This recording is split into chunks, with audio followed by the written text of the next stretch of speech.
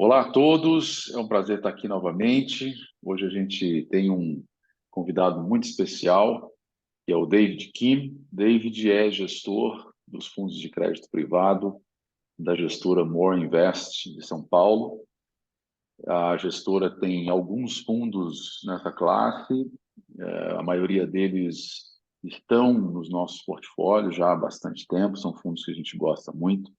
Particularmente, a gente tem bastante confiança no método, na experiência, na sistemática que o David aplica.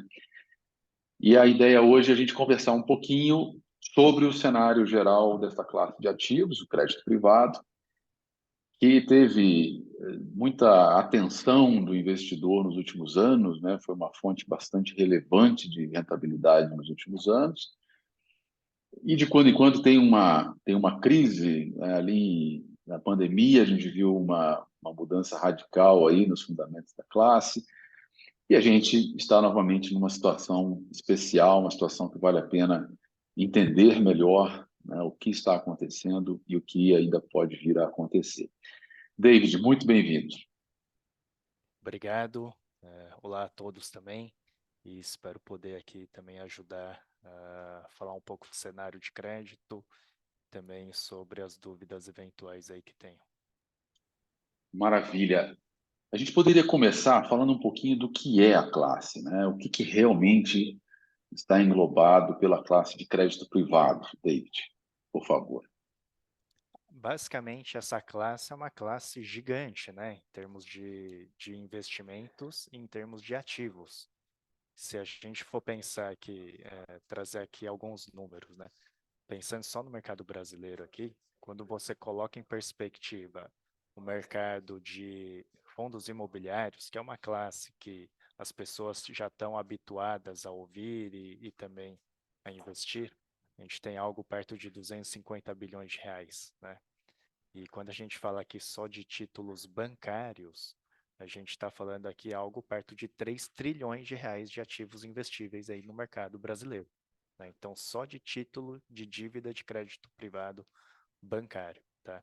E aí, quando a gente fala aqui de mercado corporativo, a gente tem 1 trilhão de reais, né? Então, é um mercado gigantesco em termos de tamanho, né?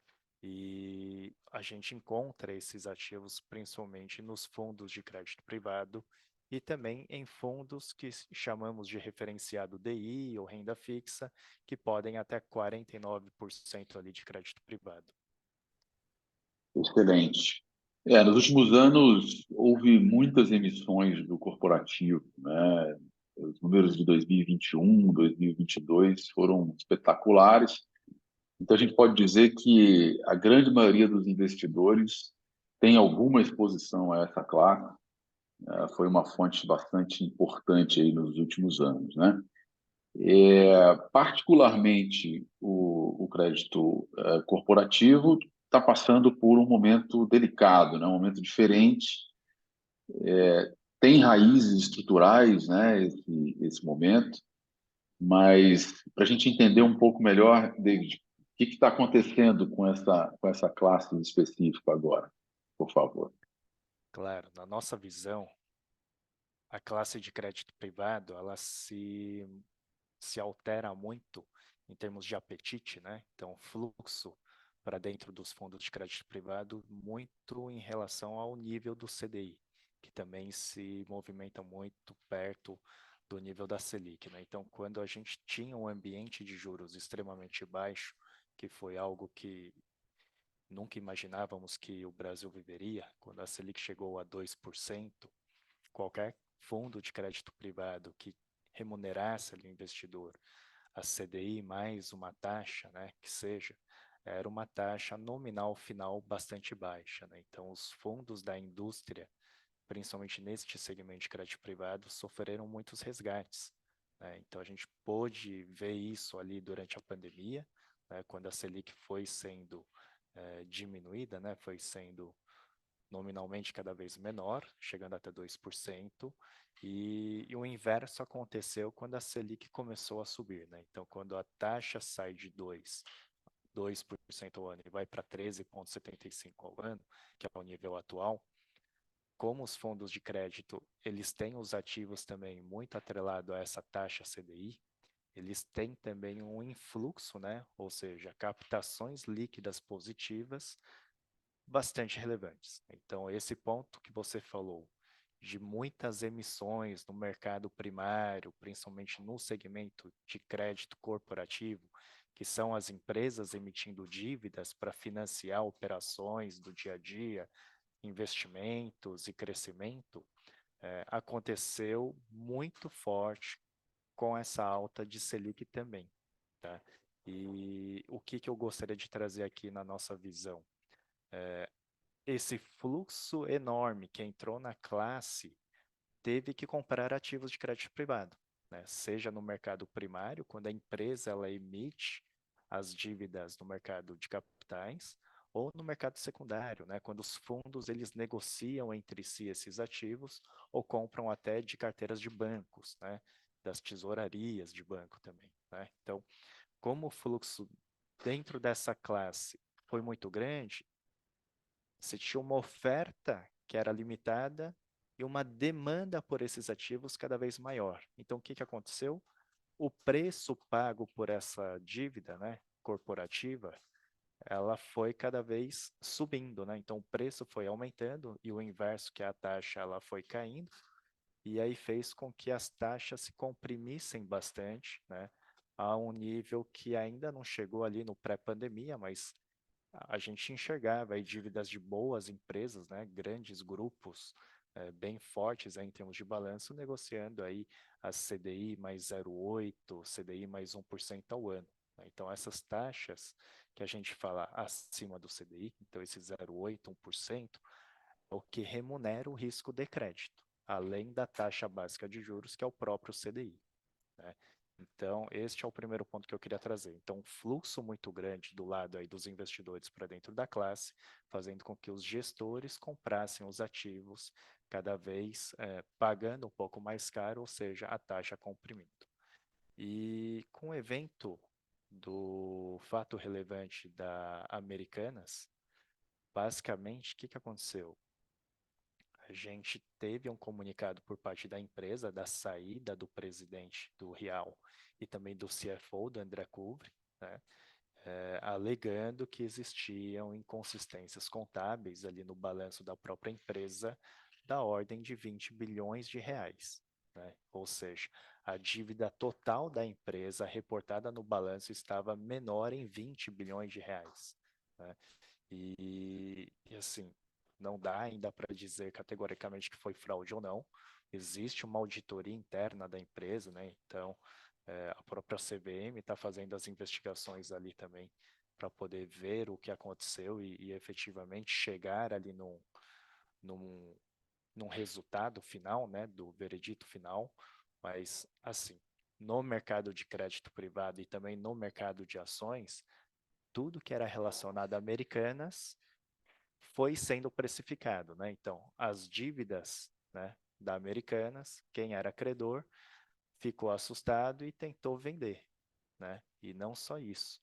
Como a própria empresa soltou esse comunicado alegando que a dívida reportada era menor em 20 bilhões de reais, os próprios administradores, com base nas informações que, inclusive, as agências de rating, que são aquelas empresas que dão a nota de crédito ali para aquela dívida e para aquela empresa, né, no caso aqui Americanas, eles deram notas que saíram ali de duplo A, duplo A menos, para basicamente um A menos, né, no caso aí do S&P, e aí a Fitch, inclusive, derrubou para 3C, né, então a dívida da Americanas basicamente foi jogada como uma dívida em default, né, quase default ali, né, que quando a gente fala quando a empresa ela não vai pagar essa dívida, né. E aí os administradores destes fundos de investimento de crédito privado que tinham essas dívidas da Americanas saíram precificando o ativo a 10% do PEUPAR, né? Então, a quase nada, né? Então, digamos, se o preço da debênture, aqui categoricamente só para exemplificar, estava algo em torno de R$ 1.000, passou a ser negociado a R$ 100, né? Então você teve uma perda gigante na alocação daquele ativo, né? O que fez com que não somente os fundos que tinham esses ativos perdessem dinheiro, né? Numa marcação a mercado. São diversos conceitos aqui que a gente vai ter que talvez abordar com mais calma, né? Mas eu vou falando aqui também. E assim, uma vez que você tem aí essas debêntures saindo vai de 1.000 para R$ 100, nesse exemplo que eu estou trazendo, os fundos que tinham esses papéis, né, de dívida sofreram perdas, né, de marcação. E aí, basicamente, tiveram cotas com retorno negativo, né? Então, esse é o efeito primário por conta de Americanas. E aí a gente pode esmiuçar e pensar num efeito secundário, né? Então, o que, que acontece a partir do momento que os fundos de crédito dito high grade, né, que são de boa qualidade de crédito, reportam retornos negativos ali nas cotas?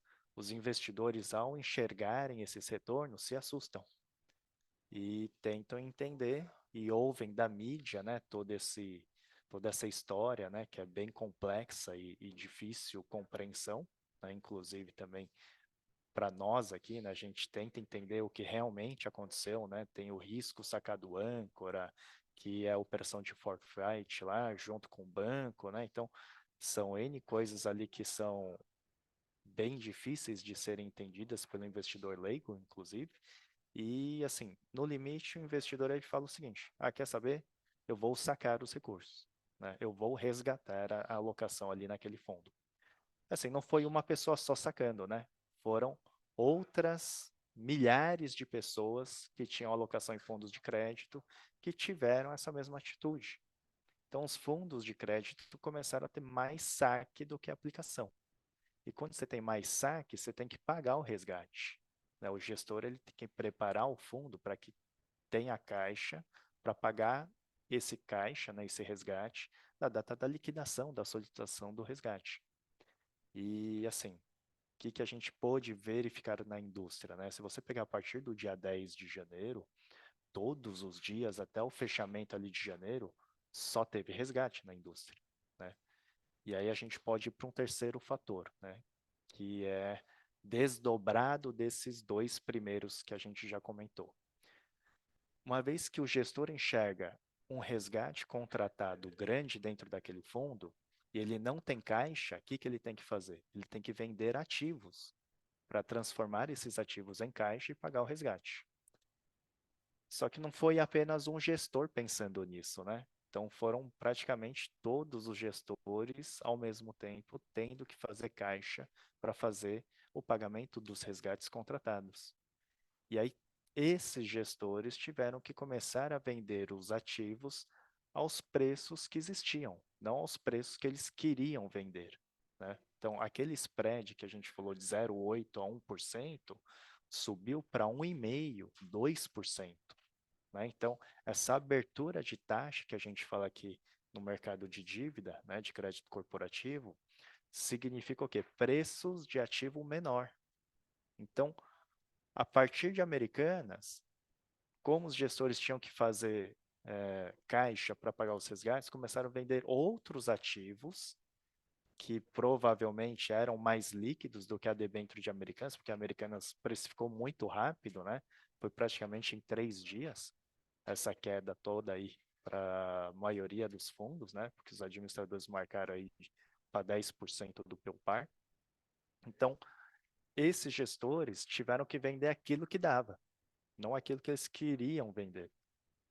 E aí, conforme eles foram vendendo, essas taxas foram abrindo, porque quem foi comprando, quem tinha uma posição de caixa, né, de recursos ali no fundo para poder ainda alocar em crédito, ele não sabia até onde esses preços poderiam se movimentar, né? E aí a gente fala aqui tanto em PU ou como taxa, né? Então, as taxas iam abrindo, os preços iam caindo, e assim, quem está com dinheiro quer comprar o melhor possível, né? Ou seja, quando o preço está lá embaixo. Ou seja, quando as taxas estão lá em cima, né? Porque aí você tem um carrego total do fundo melhor, né? Só que você não tinha muito comprador na indústria, então você teve uma pressão vendedora e pontual ali, né? por conta do evento de Americanas, muito forte. Por isso que as taxas abriram de repente. Esse é o terceiro ponto. Então, quando você vende esses ativos aí aos preços que tinham no mercado, você acabou meio que realizando outros prejuízos, né? Que não vieram somente de Americanas, vieram da marcação dos ativos vendidos nesses portfólios, né? E aí quem não vendeu sofreu também com a marcação. Então, assim, foi um efeito dominó por conta de Americanas que a gente enxergou aí na indústria. Janeiro foi horroroso assim para o segmento de crédito corporativo, né? Até para trazer aqui em perspectiva, o retorno aqui da classe, né? Quando a gente fala aqui do benchmark, que é o IDA geral, o índice de debêntures da Ambima do mercado geral, considerando CDI, IPCA, pré-fixado e tudo mais, a gente teve uma queda em janeiro, no mês fechado de janeiro, de 1,69%. Uma queda de 1,69%. Geralmente era uma classe que sempre rodava ali um pouco acima do CDI, né? Quando a gente olha ali também só o que é marcado em CDI, né, percentual de CDI e CDI+, deu menos 0,24%. Ou seja, o IPCA, tudo que era em IPCA sofreu muito mais, né? Tudo bem, teve a questão da movimentação da curva de juros com a entrada do governo Lula, né? As comunicações desencontradas dos ministros ali, né, do Marinho, né? Teve outros ministros ali em janeiro, no comecinho, falando de vai revogar a reforma trabalhista, né? Teve outros zum ali que também atrapalharam bastante o mercado, mas especificamente na classe de crédito privado, tivemos aí um impacto muito forte, né, para a classe aí decorrente de Americanas e desse desdobramento, que é o efeito dominó. Então, isso daí seria o mês de janeiro. E aí, quando a gente vai para o mês de fevereiro, ali logo na virada do mês, a Light, que é uma outra empresa que é uma distribuidora de energia ali no Rio de Janeiro, ela possui a concessão para distribuir energia elétrica ali nas cidades do Rio de Janeiro ali, ela contratou uma consultoria de reestruturação de dívida chamada Laplace. E essa contratação trouxe um alerta para o mercado da seguinte forma, né? Então, surgiu uma dúvida da seguinte forma, né? Será que a Light também está em dificuldade financeira? Né? E aí a gente tem a debênture da Light, né? E assim, a gente foi estudar um pouquinho mais o case. Depois eu mostro o racional da Light. Mas o mercado que já estava machucado com Americanas começou a vender Light também, achando que Light também poderia ser problemático, assim como foi Americanas, né? E assim, Light saiu de 100% do PEUPAR, está sendo negociado a 55% do PEUPAR. Então teve uma queda de quase metade do valor ali da dívida dela, né? Do preço da dívida dela também, né? O que fez com que os fundos também tivessem prejuízos na cota, né? De novo, retornos negativos, intensificando novamente a venda, né, dos outros ativos para poder também pagar os resgates que os investidores pediam ao longo do tempo também. Tá? E assim, se a gente traz aqui os retornos para fevereiro, o índice geral de debêntures da Ambima em fevereiro também sofreu, foi de menos 0,59, lembrando que em janeiro já tinha perdido 1,69, né? E aí no ano até fevereiro, perdendo algo perto de 2,20, né? E quando a gente pega aqui o índice só de debêntures correlacionados aqui a CDI e CDI+, a gente tem aqui uma queda de 0,30 em fevereiro, sendo que já tinha perdido 0,24 em janeiro, e aqui no acumulado do ano, ao redor de 0,5% para baixo. Tá? Então, janeiro e fevereiro foram meses de perdas em debêntures, né, nas alocações aí de dívida das empresas como um todo aí, o que intensificou inclusive perdas nos fundos de crédito privado aí também. Tá? Bem entendido. Obrigado pelo panorama. Realmente é uma situação diferente, muitos investidores podem estar passando por isso pela primeira vez, e a gente sabe que o risco de crédito, que é esse risco que está se materializando com Americanas, é um risco que muitas vezes o investidor não vê, né? Nas plataformas, nas corretoras, nos anúncios de oferta, raramente fica explicitado, né? É raro aquele investidor que consegue avaliar o risco de crédito, e nesse caso, a empresa era muito bem avaliada pelas agências de rating, né? Não havia nenhuma sinalização prévia de dificuldade. Você pode olhar para o modelo de negócio e não gostar dele, olhar para os balanços e ver algumas coisas que ali não indicavam uma operação longeva, né? Sustentável, mas um default, como o mercado precificou, isso aí foi uma surpresa, né? Falando um pouquinho desses resultados, janeiro e fevereiro, então, resultados negativos nessa subclasse, né? E muito negativos, né? Deu mais do que o CDI para baixo, né? Mais do que 100% do CDI para baixo. Falar um pouquinho das nossas carteiras, a classe de crédito privado é o centro das nossas carteiras conservadoras, porque entrega uma volatilidade controlada e traz a vantagem do indicador e um spread, né? Então, o CDI+, o IPCA+. Quando você comenta que esses spreads começaram a reduzir, a gente, obviamente, viu isso acontecendo, né, no dia a dia. A carteira conservadora que entregava há 2 anos atrás alguma coisa perto de 130 do CDI todos os meses, passou a entregar 120, depois 110, né? E agora com essas quedas recentes está ali na casa dos seus 108, 107%, né? A gente não teve cota negativa nas carteiras, porque há outras classes de crédito privado, e títulos públicos e bancários, enfim. Mas janeiro e fevereiro foram também 2 meses muito ruins para essas carteiras conservadoras nossas, que entregaram uma fração do CDI. Ficaram positivas, não acompanharam esses indicadores que você citou, no sentido de que eles foram negativos e as carteiras estão positivas, mas é aquilo que você mencionou, o investidor olha e fica preocupado, né? Ainda mais porque parece que há uma tendência. Peraí, janeiro foi ruim, fevereiro também, para alguns casos até pior do que janeiro, porque esses efeitos que você foi citando de segunda e de terceira ordem, eles vão se propagando no tempo, não acontecem todos de uma vez, né? E quanto mais eles acontecem, mais gente quer fazer resgate, né? Então a gente viu fevereiro também com essa dinâmica, em alguns casos foi até pior do que janeiro, né? Apesar das carteiras terem resistido e a gente achar que elas estão bem balanceadas, a gente teve que fazer modificações também. É aquilo que você citou. Tem gestores que, nas suas políticas, precisam tomar uma ação imediata quando um acontecimento desse aparece. No nosso caso, um dos requisitos para um fundo estar na carteira conservadora é justamente ele não ter cota negativa em nenhum mês, né?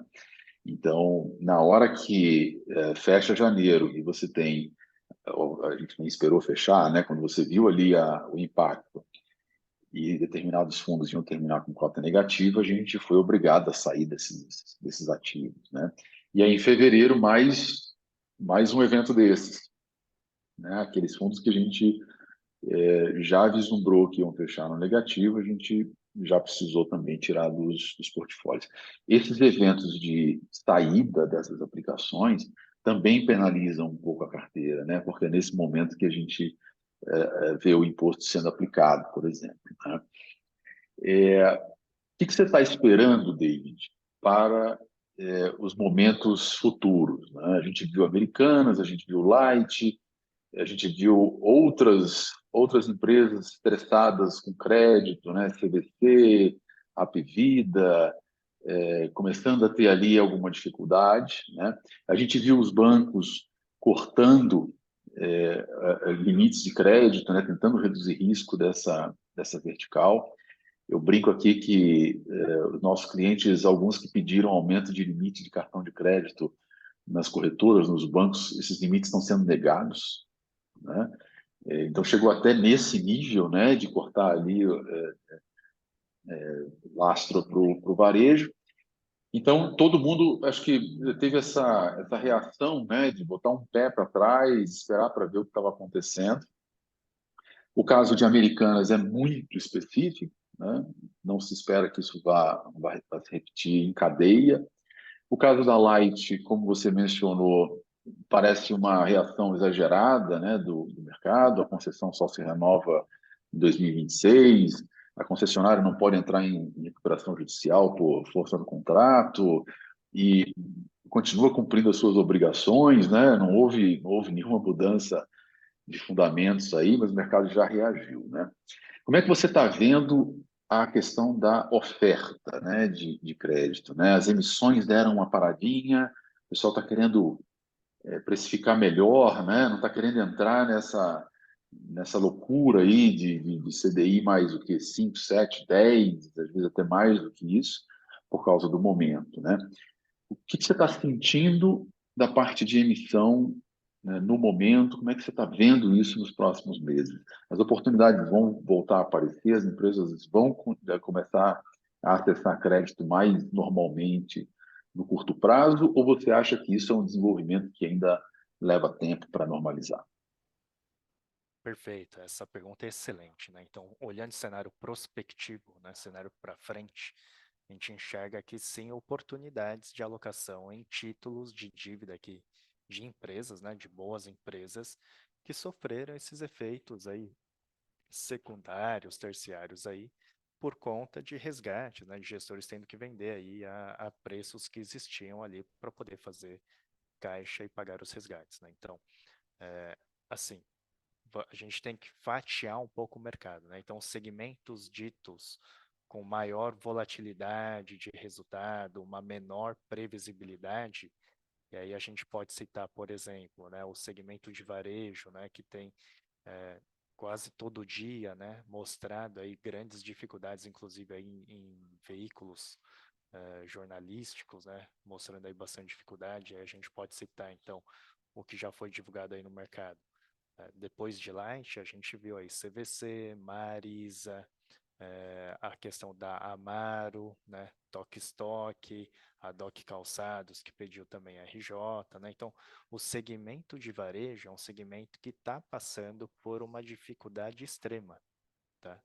De quedas de margem, de vendas menores, né? Então, same-store sales é cada vez menor. Você também tem aí despesas financeiras maiores, né? O que está basicamente fazendo com que essas empresas tenham uma lucratividade extremamente menor, né, nesse ambiente de mercado, inclusive prejuízos, né? Por isso que as empresas aí estão tendo que reestruturar dívida, inclusive pedindo aí aquela questão da tutela cautelar, né, que a Americanas entrou e aí outras empresas estão copiando, né, de não permitir com que os credores avancem sobre as garantias durante um certo tempo, né? E depois a própria empresa que pediu a tutela cautelar entra com o pedido de RJ, e aí o credor ele só é chamado para renegociar a dívida dele e inclusive não podendo, né, executar as garantias, né? Então a gente viu bancos, né, que tinham aplicações financeiras da própria Americanas não podendo executar aquele caixa, aquele investimento, né, para bater a dívida, porque aquele caixa, aquele investimento pertencia à empresa, né? E aí dentro de uma RJ, você tem aí todas as questões jurídicas, né, sendo discutidas aí para ver se os bancos podem sim abater usando aquele recurso lá da empresa, ou se não tem que devolver para a empresa e aí negocia dentro ali da recuperação judicial, né? Então é bem complicado. Então o cenário de crédito está assim um pouco mais desafiador, porém neste ambiente desafiador aqueles gestores que tinham caixa, que é o nosso caso, né? Então, eu trago aqui o exemplo do More Premium, né? Que é o fundo high grade nosso, que tem debêntures, títulos bancários e até 20% em FDIC. A gente conseguiu fechar o mês de janeiro com 1,19 para cima, né? 1,19%. Por quê? Porque a gente não tinha debênture de Americanas, né? E quando a gente chega aqui no mês de fevereiro, a gente tinha a debênture de Light, né? A gente tinha 1,8% de Light e mesmo assim, com a perda na debenture da Light, a gente conseguiu fechar o mês levemente positivo. fechamos com 0,03% positivo no mês de fevereiro, né? Então, conseguir preservar o patrimônio, preservar o capital do investidor é extremamente importante neste mercado desafiador, né? A apreciação, né, que é os juros ali sobre o investimento, é um desafio também. Mas onde está tudo caindo, onde está todo mundo sofrendo, se você consegue preservar o capital, você está se diferenciando ali em relação à indústria como um todo. E é esse trabalho que a gente tem feito aqui dentro, né? E assim, eu Perfeitamente. tinha ali no começo do ano, na virada do ano, algo perto de 35% em caixa, e conforme essas dívidas foram, não desses segmentos que eu falei que são complicados, né? Mas até voltar um pouquinho aqui atrás no cenário. Então, você teve ali no efeito secundário de outros ativos abrindo taxa, operações que você tem uma alta previsibilidade, ou seja, uma baixa probabilidade de mudanças ali no resultado, né? Então, você tem alguns segmentos que se encaixam nesse perfil. E aí a gente pode dizer, por exemplo, do segmento de utilities, que a gente fala aqui, que é o quê? Saneamento, você tem ali também as empresas do segmento de concessão rodoviária, as empresas ali também do segmento de geração e transmissão de eletricidade, né? Onde você já tem ali um contrato, né? Já tem ali uma concessão, que inclusive você já tem ali uma receita pré-definida, aí você tem que só cuidar da parte de executar os investimentos, né, para poder ter esta receita pré-definida. Aí você tem todos os custos e as despesas operacionais e você já tem ali uma margem de lucro que antes mesmo de você executar aqueles investimentos já tinha sido pré-definido nos editais, né, do próprio leilão, né, da concessão, da transmissão, da geração e assim por diante, né, dos investimentos de infraestrutura, né, que a gente costuma dizer. E nesses segmentos a gente sim conseguiu achar algumas poucas e boas oportunidades, o que fez com que o nosso caixa saísse de 35% e fosse para 25%. Então, a gente conseguiu comprar bons ativos a taxas boas, aumentando o carrego do fundo e tendo uma relação de risco menor, ou seja, um risco melhor para o investidor. Então, a gente conseguiu melhorar aquela relação que a gente sempre chama de risco-retorno. Tá? Perfeito.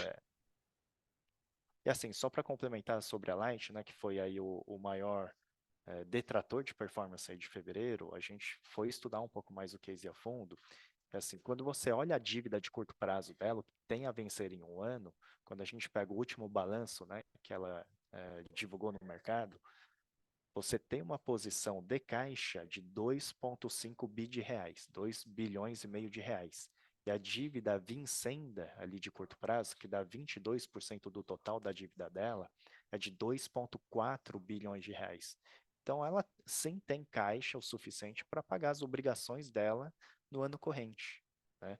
Então assim, a concessão ela vence em maio de 26. Só que a partir de maio desse ano, ela tem 18 meses para dizer ao poder concedente, né, que é a ANEEL, se vai ou não renovar a concessão, né? Porque ela pode renovar e aí teria os termos lá, que a gente chama que são os limites regulatórios, né, que é o DEC, o FEC e o limite de perdas, né? E aí depois eu entro em detalhes sobre cada um. E basicamente esses limites regulatórios que a ANEEL impõe sobre a empresa e sobre aquela concessão, faz com que a empresa, como no exemplo aqui a Light, ela seja capaz de imprimir reajustes tarifários positivos ou negativos, né? E aí vamos então voltar aqui sobre a questão dos limites regulatórios. Em termos de DEC e FEC, a empresa está totalmente dentro do limite. O que é o DEC? DEC é a duração média de perda de luz. Então, quando tem queda de luz, é medido ali quantos minutos ou horas ali, né, que teve de perda, e você calcula uma média e você tem um limite regulatório, né? Então, no caso do DEC, a empresa está totalmente dentro do limite regulatório. E você tem o FEC. O FEC é o que? A frequência de queda de luz. Então, toda vez que cai a luz, né, você vai computando quantas vezes tiveram queda de luz e você traça uma média. E dentro do FEC também, a empresa está dentro do limite regulatório. E aí, aonde que está o problema? Está no limite de perdas. Aí você tem as perdas técnicas, que a gente fala que é carga a fio, e aí eu tenho que explicar um pouquinho melhor o que que é isso. Então, toda vez que você tem ali a transmissora de energia entregando energia para a distribuição, e aí a distribuidora entrega ali para o consumidor ou para a indústria ali, é, essa energia ela passa por cabos, né? Então, pelo próprio aquecimento desses cabos, né? A gente fala que é o efeito Joule ali, você tem uma perda de energia ali quando você vai transmitir essa energia para o distribuidor e para o distribuidor transmitir até a pessoa física ou a PJ final, né? E assim, dentro dessa carga perda técnica, né, que é a chamada, ela está ali bem perto do limite também regulatório, mas onde que ela não está enquadrada? Na perda não técnica, né, que a gente chama de roubo de energia, né? Então, a praça do Rio de Janeiro é uma praça dificílima, né? Então, por mais que a pessoa lá, o consumidor, ele não pague,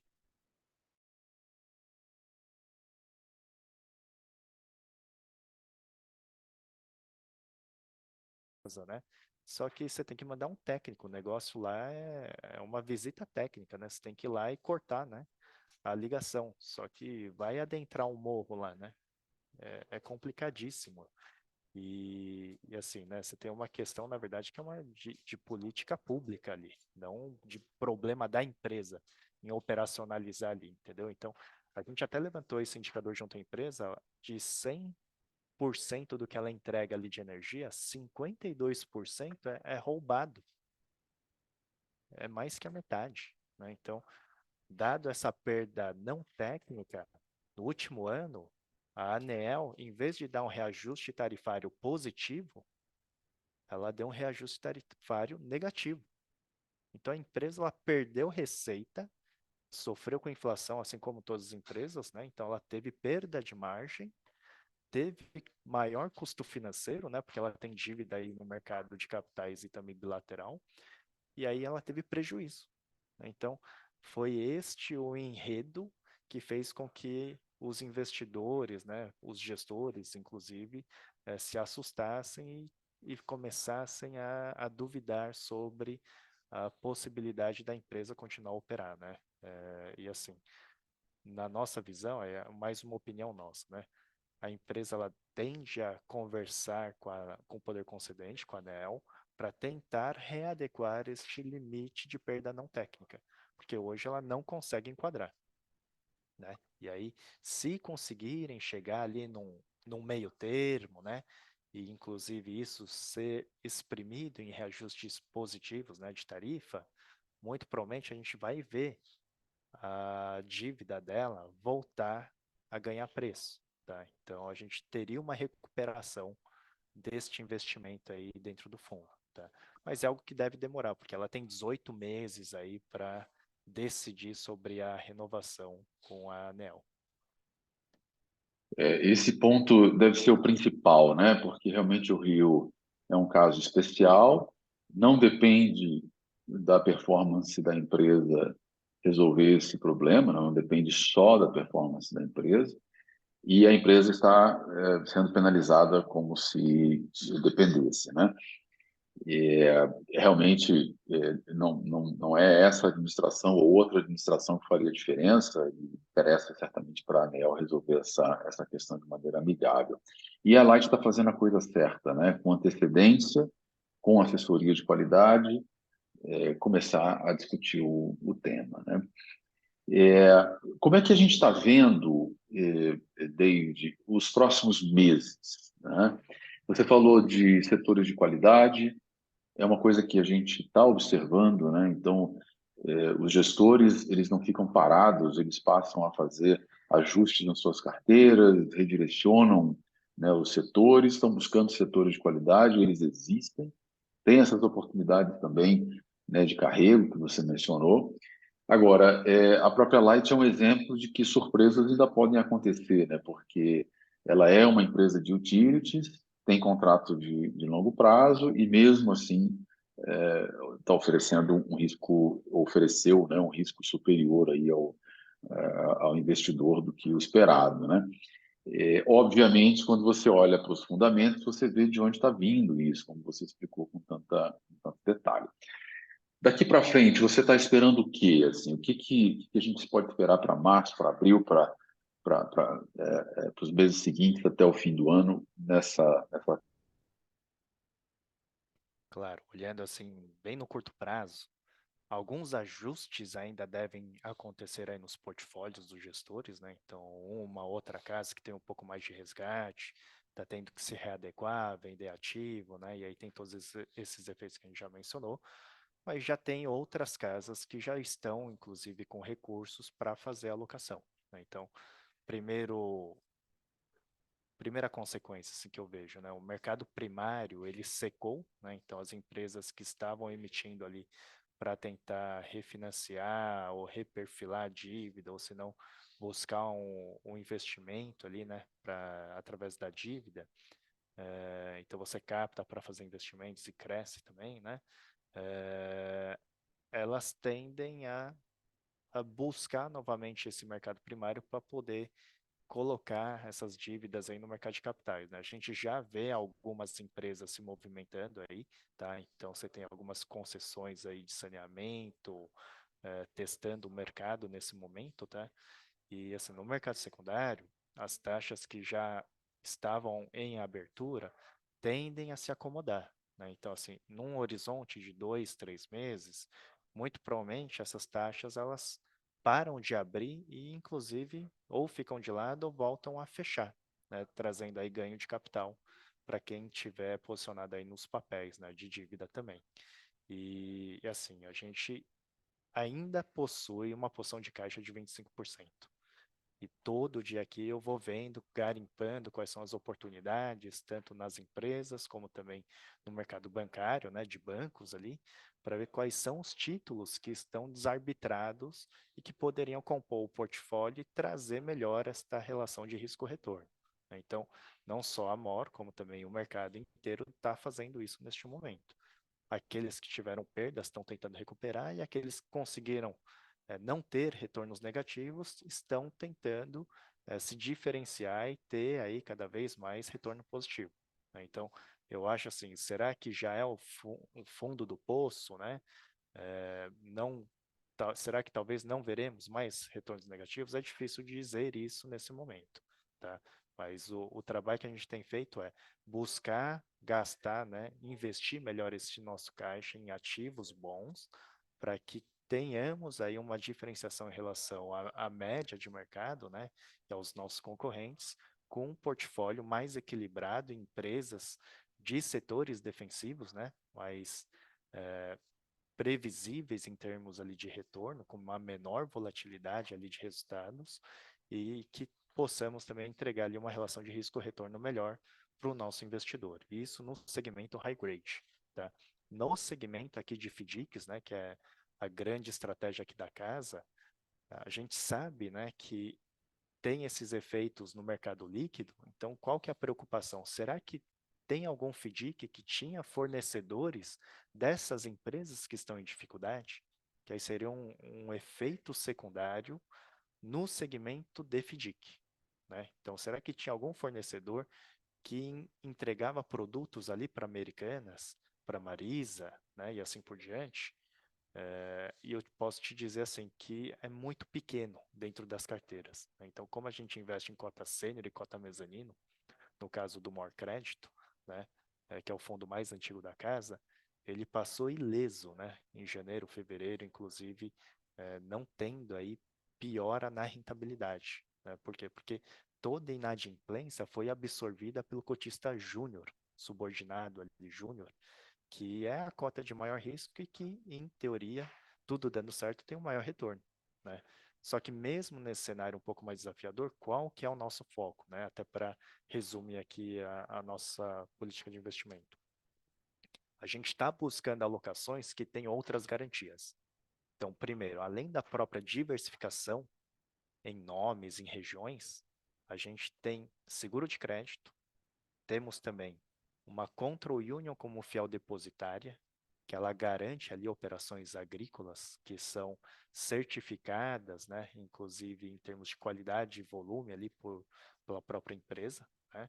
Em terceiro, a gente tem sempre buscado ter uma outra garantia adicional como um imóvel não operacional, a gente chama tudo isso de garantia real, através da alienação fiduciária, que é um instrumento jurídico que permite você executar, vender, né, através de leilão extrajudicial, no caso do inadimplemento daquela dívida, né? Então, apesar da diversificação que a gente já tem, de segmentos, de regiões, né, de setores e regiões, né? Então, só para relembrar todos, a gente investe em FDICs de São Paulo, de Porto Alegre, de Guaramirim, Joinville, Fortaleza, né? Então, a gente tem uma diversificação aqui em cidades e regiões, né? Porque isso você minimiza o risco sistêmico de perda, e aí você também tem essas três outras garantias: seguro de crédito, uma empresa chamada Control Union atuando como fiel depositário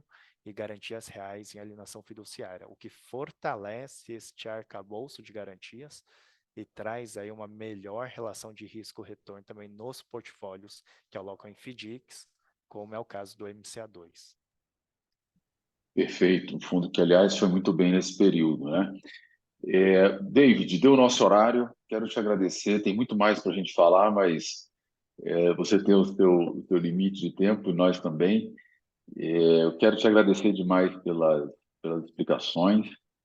Do nosso lado, como alocadores, a gente continua atento, esse relacionamento próximo, escutando o que o gestor está pensando, quais são as providências que ele está tomando, quais são os cenários que estão sendo considerados para o curto, para o médio prazo, e aplicando aquilo que são as salvaguardas das políticas de investimento que a gente exercita nas carteiras, principalmente a conservadora, que tem esses limites, né? Para proteção no melhor que a gente pode do capital do nosso cliente, né? A gente também compartilha essa visão, né, de que é cedo para dizer que não existe uma crise sistêmica de crédito, que os eventos vão acabar ou se espaçar no tempo, né? É cedo, mas a gente vê também algumas coisas muito positivas acontecendo, né? Então, de imediato, todos esses ajustes que você mencionou, que você está fazendo na carteira, outros gestores estão fazendo também, né? E no médio prazo, uma volta à normalidade, porque o mercado tende a exagerar um pouquinho a reação, né? No momento que acontece, a gente conversou no comecinho do mês passado e você mencionava que tinha dívida batendo em CDI mais 30, né? Então, é uma reação que realmente não se justifica no médio prazo. Então, naturalmente, vai haver um movimento de retorno à média. Agora, são condições que precisam continuar sendo muito monitoradas, porque a gente tem um cenário macro desafiador, né, com o fiscal, com as pressões em cima do Banco Central. Então, tem aí um molho, né, tem um caldo fervendo embaixo do setor que, às vezes, não é muito facilitador, né? Mas, enfim, quero te ouvir alguma consideração final para não tomar mais o teu tempo e dos nossos ouvintes aqui. Claro, não, só queria agradecer o espaço também. Obrigado aí a todos pela parceria. E pode ter certeza que o nosso time aqui está tentando fazer sempre o melhor para entregar aí resultados, no mínimo, pelo menos, defensivos aí para todos também que investem junto conosco, tá? Maravilha, David. Muito obrigado mais uma vez. Obrigado, pessoal, pela audiência e até a próxima. Até a próxima. Obrigado.